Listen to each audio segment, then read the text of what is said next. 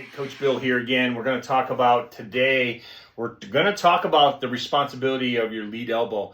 I got a question from a parent yesterday. We were working on body control. We're working on ground force. We're working on kinetic chain. And they were trying to understand the difference between the top half and the lower half. But they specifically said to me, Coach, what's the lead elbow's job? And I said, that's a good question, because not a lot of guys, not a lot of trainers talk about the lead arm. They may talk about, they may show you what your connection point has to look like, but they don't talk about what this is for.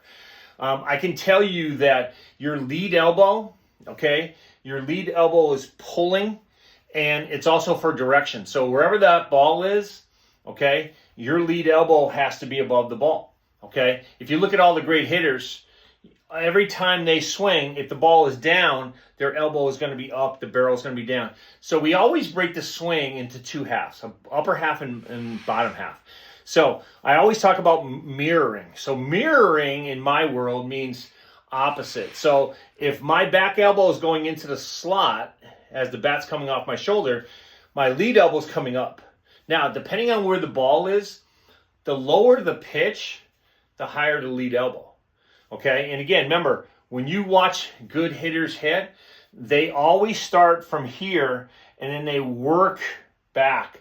And again, all this is working together. So that lead elbow is going to be pulling, as this rear elbow and lat is going to be pulling that barrel through the zone. But again, that top half here, I got to maintain my 90s. I can't armbar. The one thing I do know from working with professional hitters, as long as I have, is that if I armbar, I slow the barrel down and I get very casty with my barrel.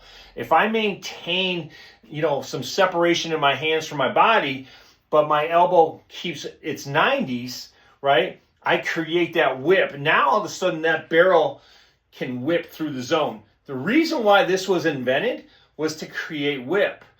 From a small side, you can feel the difference right away than the bigger side. But again, that lead elbow has to work in conjunction with the back elbow. And again, once I apply my ground force, now the kinetic chain works up through. Now all of a sudden I got direction from my lead elbow, wherever that ball is, and I can get to my connection point. So when I see early armbar, I see a lot of casting. And then we have what is called lead arm compression, which they drag the barrel through the zone. So if you maintain your 90s, you can get to your connection point very, very quickly and it gets extension through.